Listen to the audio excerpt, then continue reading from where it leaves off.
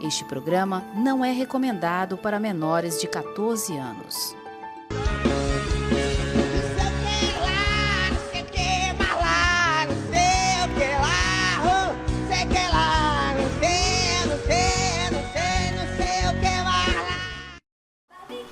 Boa noite, gente. Começando mais um programa Acerto de Contas aqui pela nossa TV Metrópole. E hoje temos mais um convidado muito especial que vai nos falar assim, de um assunto de muita importância, que é segurança, um assunto que está assim na cabeça de todo cearense, de todo fortalecense e nos preocupa muito.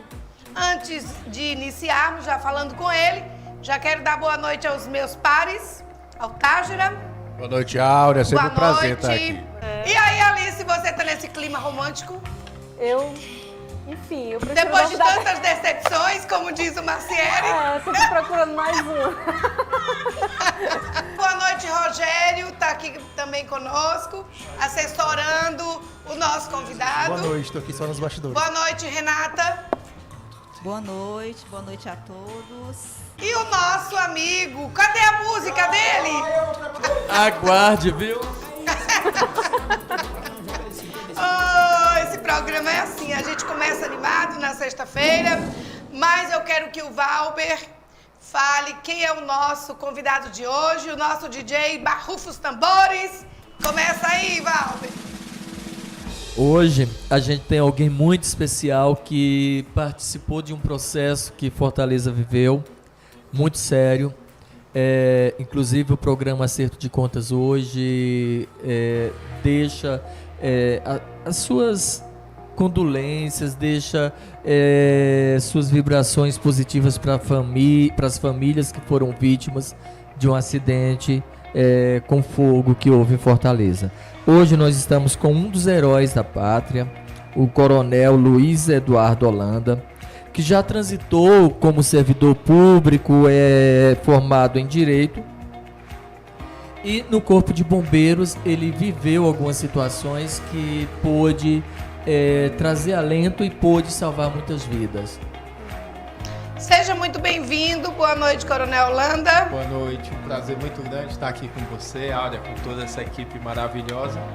A gente conversar um pouco. Prazer é todo nosso. E como o nosso amigo Valber já trouxe, né, já enfatizando também, dando aqui essas condolências a esses familiares desse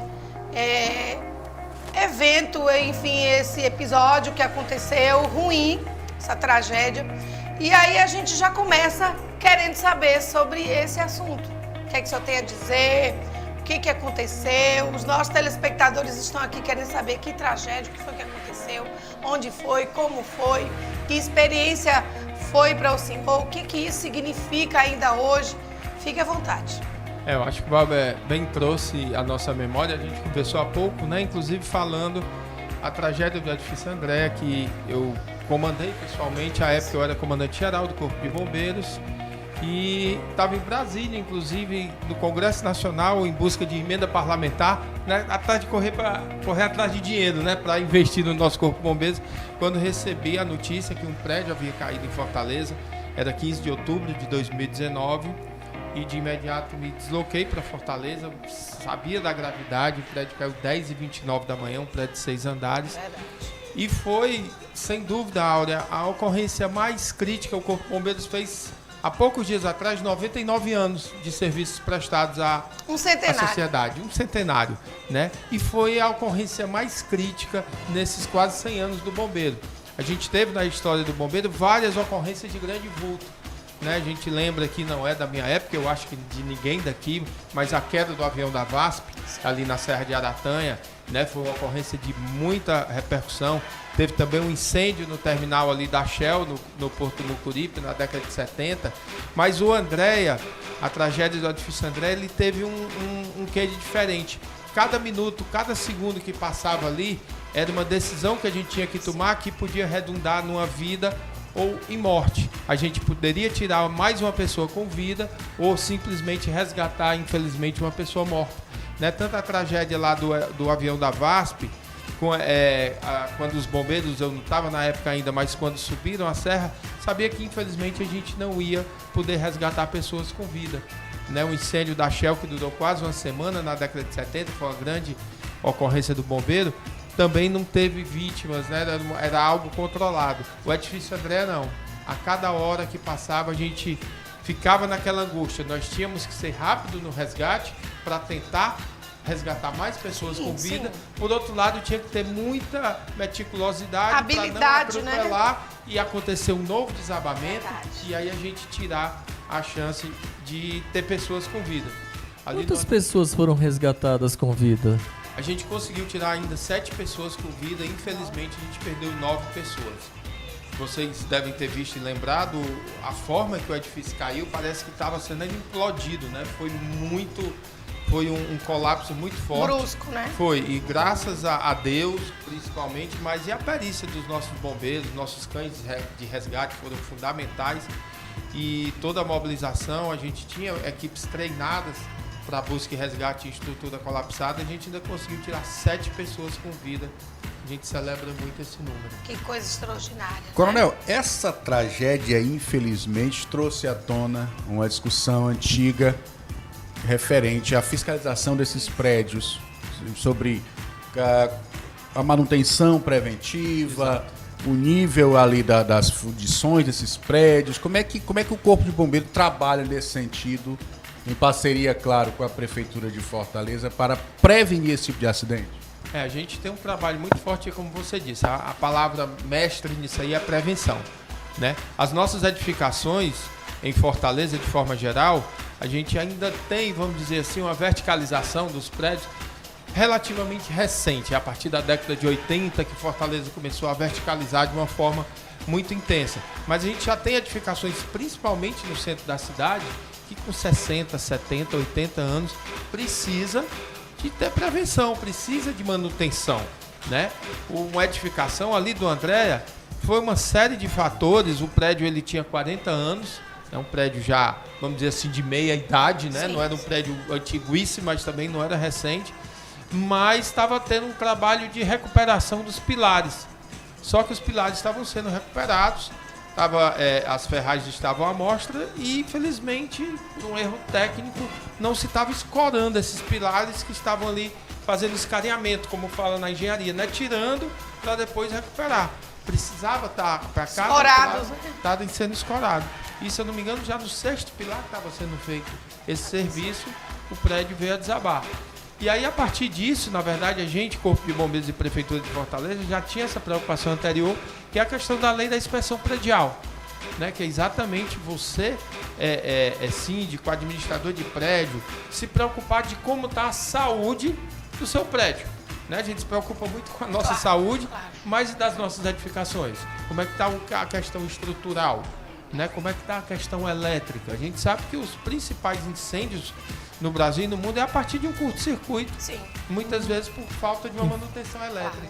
Coronel, infelizmente a lei ela existia há muito tempo, mas de repente ela ganhou mais foco agora. Inclusive muitos prédios públicos ainda não passaram por esse processo de inspeção predial, que me causa preocupação.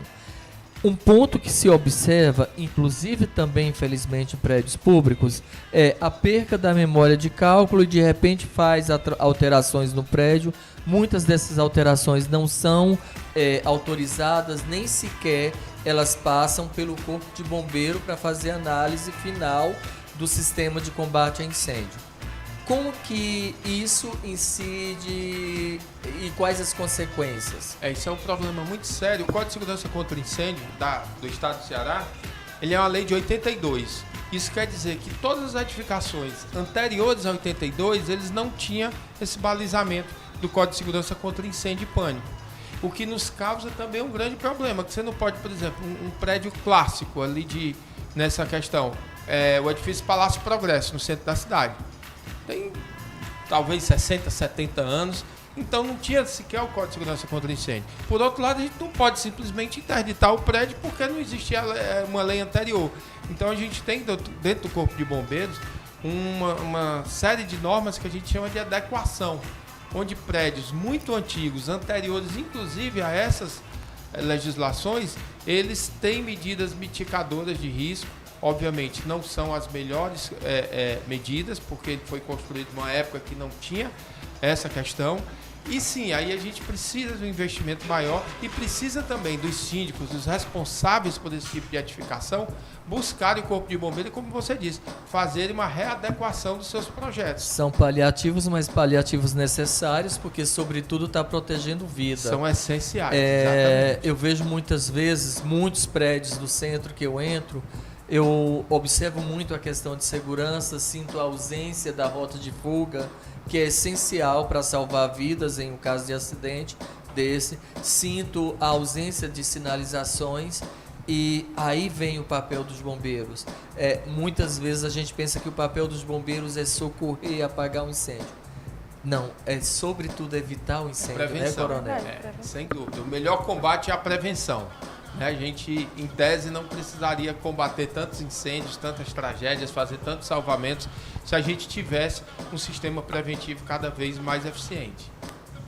A gente falou muito a respeito aqui, né, desse desabamento, mas eu queria, assim, na sua experiência de bombeiro, se eu dissesse aqui para nós, os nossos telespectadores, uma experiência, assim, marcante mesmo, de queimadura, de queimados mesmo, né? Já que a gente já pensa no fogo, bombeiro, fogo, quando na verdade não é só isso, é muito além disso.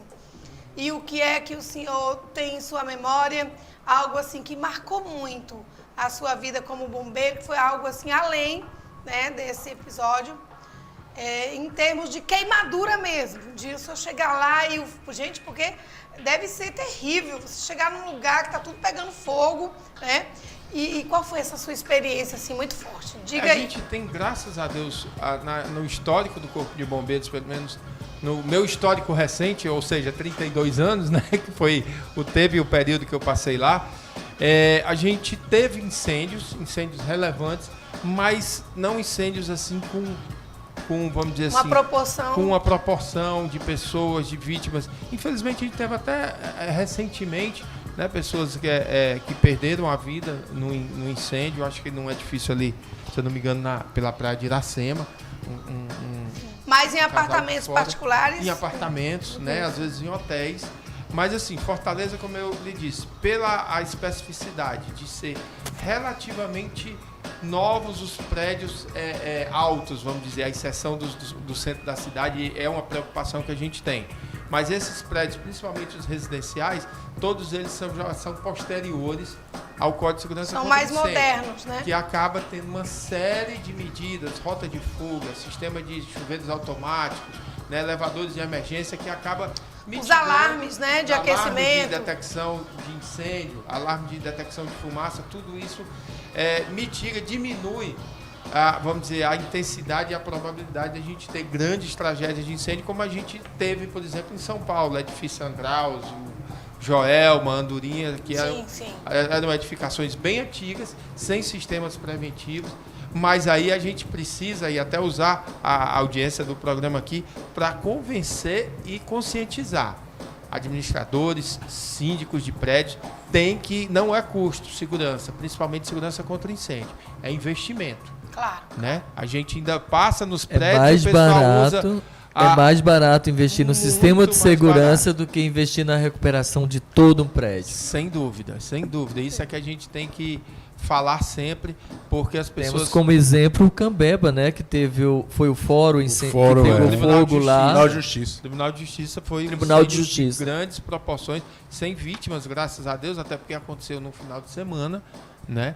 Mas tivemos recentemente um centro de lojas, não foi? Umas lojas? Sim, umas lojas de atacado também, sem vítimas, agora perdas materiais muito fortes. E aquela questão, o centro da cidade, praticamente parede com parede, né? Todas as lojas, então a propagação é extremamente rápida. Rápida. Muito material. E geralmente as lojas têm muito material inflamável. Muito material inflamável, né? Muito plástico. No caso lá tinha também confecção, esse tipo de coisa que pega fogo com muita Sim, facilidade. claro. O Corpo de Bombeiro hoje, a estrutura do Corpo de Bombeiro hoje, atende uma cidade da dimensão de Fortaleza? Atende. Hoje eu posso te dizer que hoje o Corpo de Bombeiro do Ceará, sem puxar brasa para minha sardinha, talvez seja, não em quantidade, o bombeiro precisa recompor seu efetivo, é o nosso grande gargalo. Isso o comando atual está trabalhando muito forte, inclusive já anunciou concurso. Mas em termos de equipamento, principalmente de preparo do pessoal, hoje o Bombeiro do Ceará está entre os melhores preparados e equipados do Brasil. Hoje o Bombeiro do Ceará tem equipamentos que na América Latina toda ninguém tem. Turbinas de combate a incêndio, viaturas de alta performance e sem contar o treinamento, pessoal. O edifício Andréia, eu lembro bem quando voltava, quando assumia a operação, o governador à época perguntou se a gente precisava de algum reforço assim, de outros bombeiros, que é relativamente comum. A gente mesmo, por exemplo, na tragédia lá que teve em Minas Gerais, naquela barragem, a gente mandou as nossas equipes de cães de resgate. No próprio Rio Grande do Sul também? No Rio Grande do Sul, a gente é comum entre os bombeiros. Mas ali, especificamente do André, era uma área relativamente, vamos dizer assim, pequena. Não era uma nas proporções de Brumadinho, por exemplo, que eram quilômetros quadrados de operação. E a gente tinha bombeiros, isso aqui é importante na atividade de bombeiro. A gente nunca teve um acidente de estruturas colapsadas, desabamento de grande porte em Fortaleza, antes do André. A gente tinha uma laje que caía, às vezes uma casa que cedia, um sobrado, mas ainda assim a gente tinha mais de 40 bombeiros formados, especializados em busca e resgate em estruturas colapsadas. Normalmente, os corpos de bombeiros eles experimentam grandes avanços depois de tragédias, porque aí não se mostram preparados, as pessoas acordam, aí dizem, vamos investir. Se preparam depois. Se preparam depois. Graças a Deus, o Bombeiro do Ceará, essa receita não funcionou. A gente estava preparado e conseguiu. Fica ligadinho que a gente volta já.